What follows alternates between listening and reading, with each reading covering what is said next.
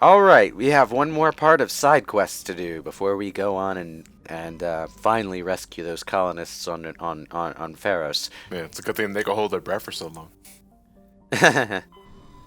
Well, in any case, I think this is the part where I go to deal with the Cerberus mission, which is one of the ones I actually do want to show, if only because it's plot relevant to the second and third games.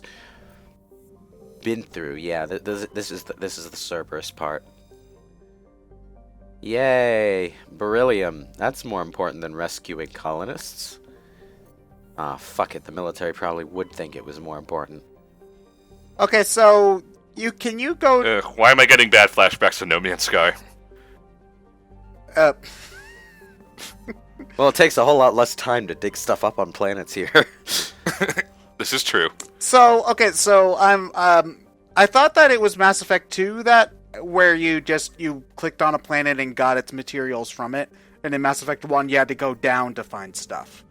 Mass Effect 2 has a probing minigame where you scan over the planet's surface and launch probes at specific points to get materials, and those materials you have to grind up to make equipment upgrades and stuff.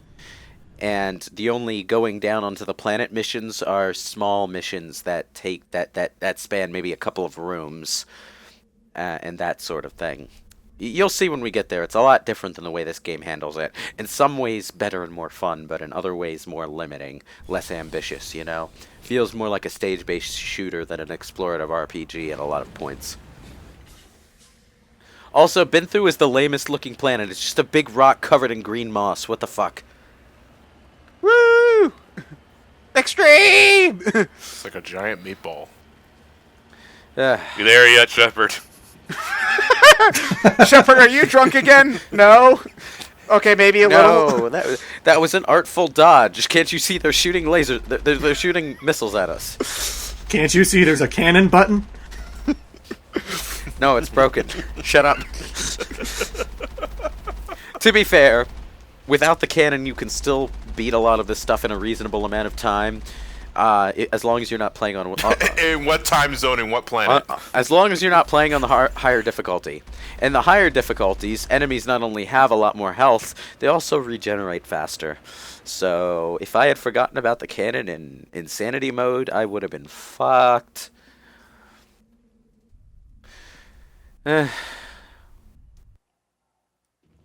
Well, anyway. Is that a fireplace? What is that? I don't know. You want to stop the camera? Okay. When we get back on the moon. I do like the look of these glass tunnels through the rocks. Anyway, Cerberus. They experiment on things. One of the things that's interesting about this is if you come here before you do any of the other main plot missions, you find that there are enemies here that you don't recognize, and they turn out to be enemies that you fight on those main plot missions. In this particular thing, for example, we have an energy tank full of Thorian creepers, which are zombie enemies infected by a specific plant, which is only found on one planet, Pharos. In other words, Cerberus has their fingers in every important pie in this game. It's never explained why, or how, or what they're doing. But they're involved in everything. Do they get brought back in the sequels? Oh, yes. You're basically working with Cerberus for the entirety of Mass Effect 2. God damn it! This is why I hate enemy biotics. Shepard, it's a really bad time to get blackout drunk. Okay. I just lost feeling in my legs. Okay, alright, enemy biotics in Mass Effect 1 do not really have any of the biotic skills that you have access to. Instead, they just have the ragdoll spell. It causes you to flop to the floor uselessly for a few seconds, and you're sitting duck while you do. It's a really debilitating spell. I wish I could do that. Like, I just don't want to deal with somebody and make them take a nap. Like, yeah.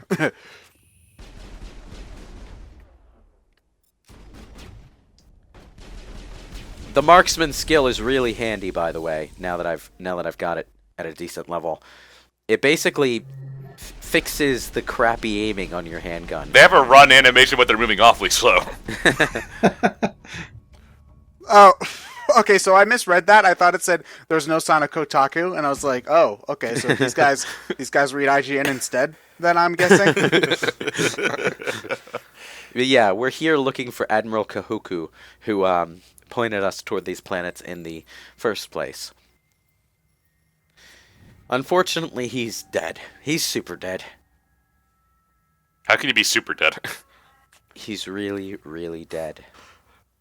And not only really dead, he's really most extremely dead.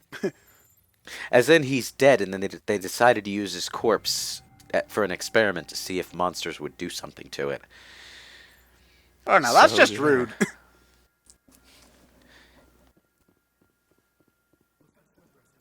Okay, so hold on. If these guys are evil, then why do we help them in the second game? Because by that point we're fighting a bunch of giant robotic cuttlefish that want to end all organic life, and it's kind of difficult to argue that you need to pick your allies in that sort of situation. Ah.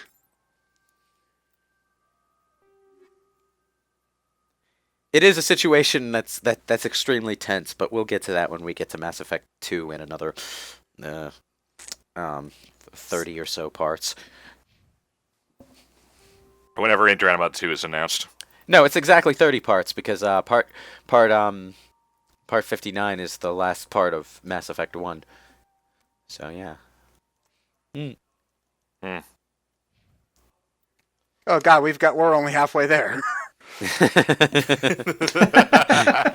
Don't worry. The second half has less faffing around in the galaxy and more main plot progression, because we've got Pharos, Novaria, Vermeer, and Ilos. Ilos. Yes, that's the name of the final planet. Ilos. Oh boy. Can this thing tip over? Yeah, but it sort of rights itself, and I'm not really sure how it does that. It's a Batmobile. It seems to be programmed so that it will always flip itself over if it happens to land on its back. It very rarely lands on its back. I have a feeling the physics are programmed to prevent that from ever happening, but it does have a failsafe that stops it from ever being a problem. Like, cause honestly, like I kind of wish that just due to the way that this thing drives, like all silly, like I kind of wish that it could end up flipped over. Like they'd give you a way to flip it back, but it'd be funny to just like land on your ass in the car. Oh man.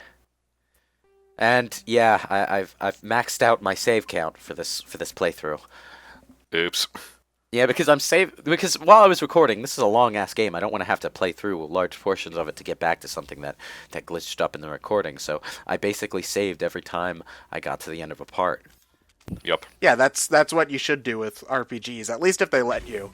Like, when I was doing Paper Mario: The Thousand Year Door, that game only has 4 save slots. So unless if I've got like 20 extra memory cards, I really can't do that. I'm recording All Final right. Fantasy right now, and I'll literally watch the entire video before I'll record some noob footage just to make Now, sure. There is a piece of technical something in this game that you never actually see while playing the game, but there's a specific set of armors. You can only get it if you hack the game, I think. But it's Cerberus brand armor, and it's the armor these guys are using. Oh, so it must have been scrapped then, I suppose. Maybe. But it might just be a specific equipment set made only for these enemies, because I'm pretty sure that all of the enemies in the game have their own equipment sets that determine what their stats are and everything.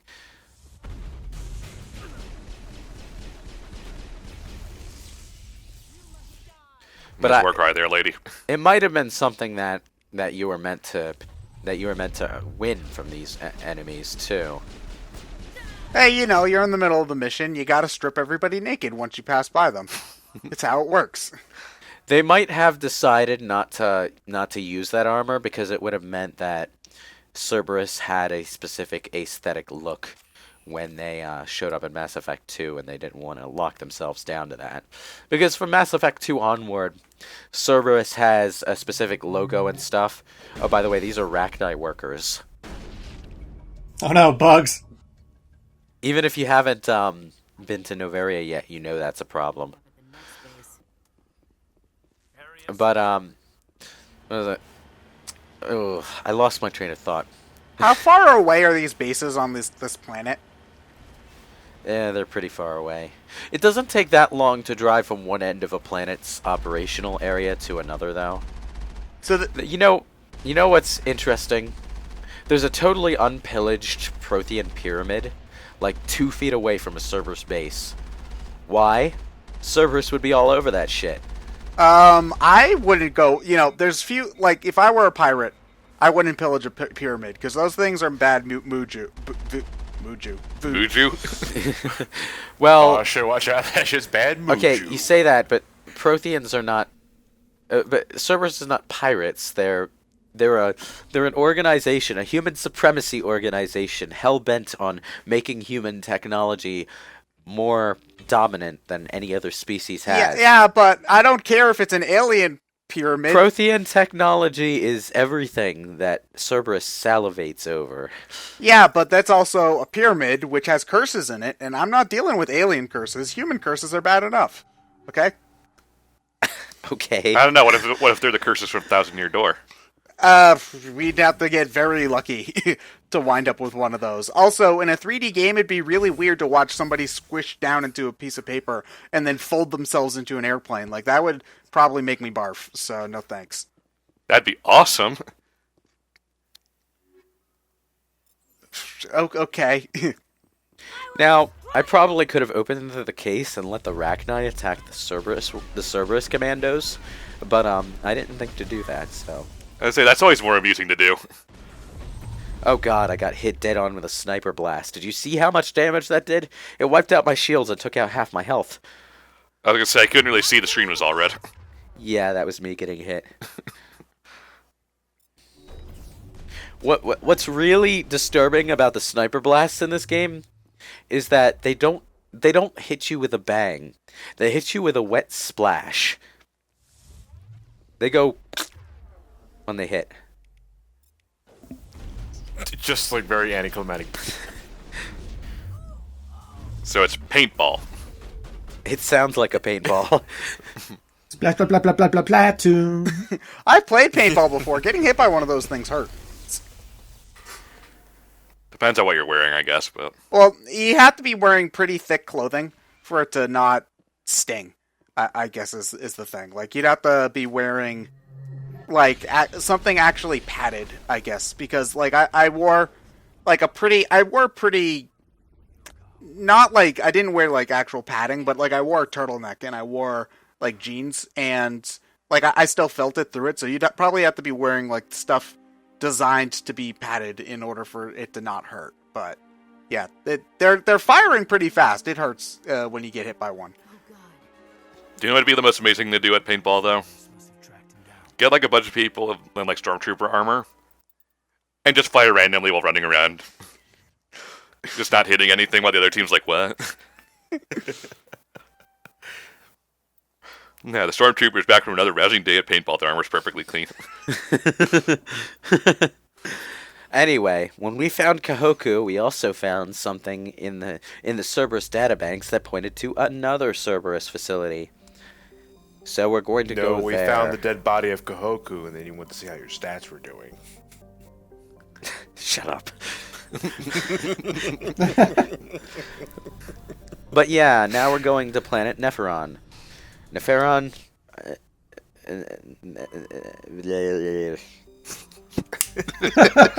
Hold on. I think I may know what language he's speaking. One of the things I'm missing when I go through these planet systems that I completely forgot to look for while recording is asteroids. Occasionally, if you just run your cursor around the asteroid belt, like I'm doing right now, and this is the first time I thought to do it, you'll find an asteroid that has some sort of mineable material in it. So, you don't want to miss those when there's an asteroid belt around. But we're astronauts. We don't know how to mine. We should send miners to go into space to mine for us.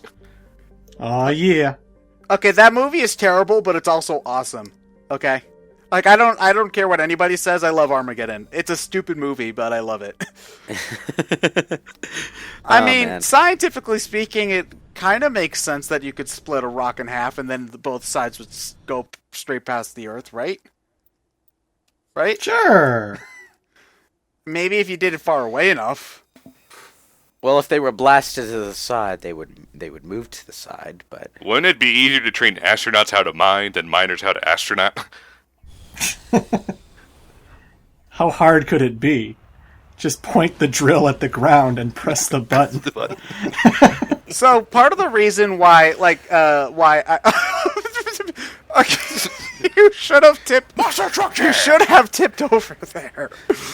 Okay, but part of the reason why I don't want to miss a thing sounds so cheesy is because Steven Tyler didn't actually write it about a woman that he, he wrote it about his daughter.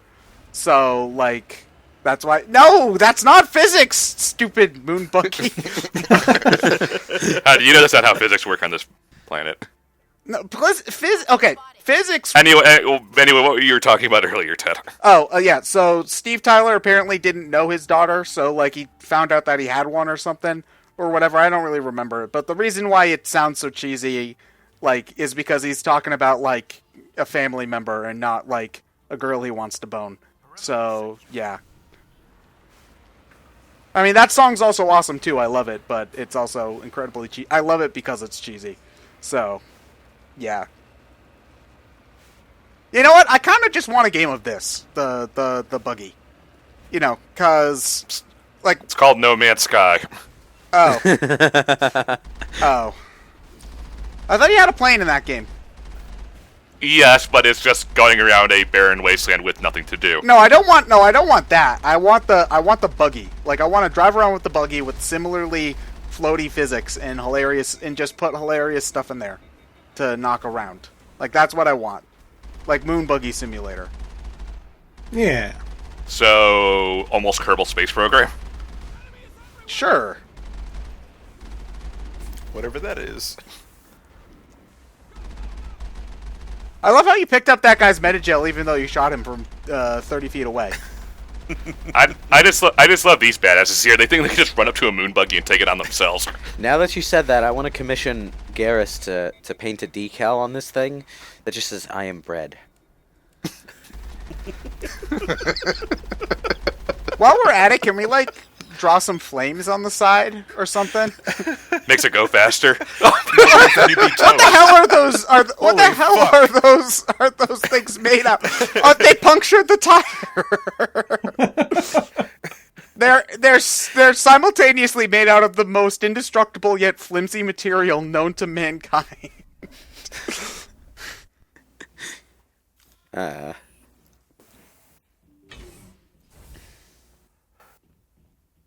Okay, I don't know why there are huge cinder blocks in this room, but there are. Because they're getting ready for the toy commercial. No, It's always those round cylinders and ice blocks that no kid ever fucking owned in real life. And there's always this big well-lit room with nothing else in it. Yeah. Where'd the kid get a warehouse? I want a warehouse. Commander Shepard needs to attack the Cerberus organization. Enter the Moon Buggy from Hasbro. Cannon sold separately. You know what's interesting, though? We found a mummified Solarian back on the planet's surface a while ago, and the game said it was a Cerberus soldier. Why would a Solarian be working for a pro-humans supremacy group? They hadn't written that far ahead yet. Because humans are the best. I mean, I like being a human, so if I wasn't a human, I'd totally want to be one. So, yeah. All the best movies are about us. Yeah, I mean, I don't see any other species making the Mass Effect games. So, yeah, you're welcome. Take that, Turians.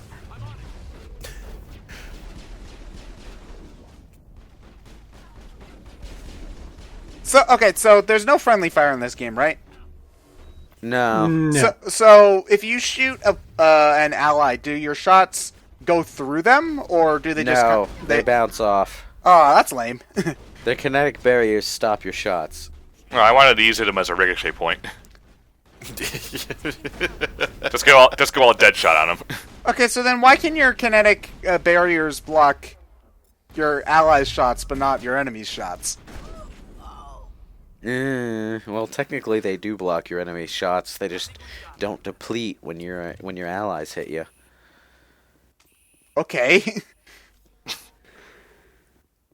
The barriers are of the same polarity of the bullets that come out of your gun. Or so says it, Garuga. It's a video game. Yeah, There you go. I mean, that's the cheater's answer. I wouldn't trust Ikarugi, though, because that's a damn hard game anyway. Isn't that not even that bad by bullet hell standards? It's nowhere near some Toho level shmups, but it's still a hard game. Yeah.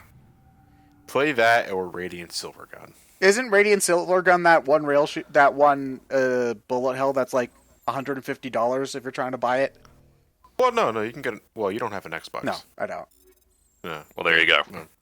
Xbox 360 has it on the arcade 15. Oh yeah, I forgot. The other thing about Omnigel is that you can use it to open locks that you've already screwed up on and can't try again. Granted, if you're not save scumming the locks and you're actually using your Omnigel, what the fuck are you doing? Well, I mean, I'm not save scumming because I need to record, and it would be annoying to see me save every time I tried to open something. But Sometimes you just Yeah. don't feel like it, too. You have to remember.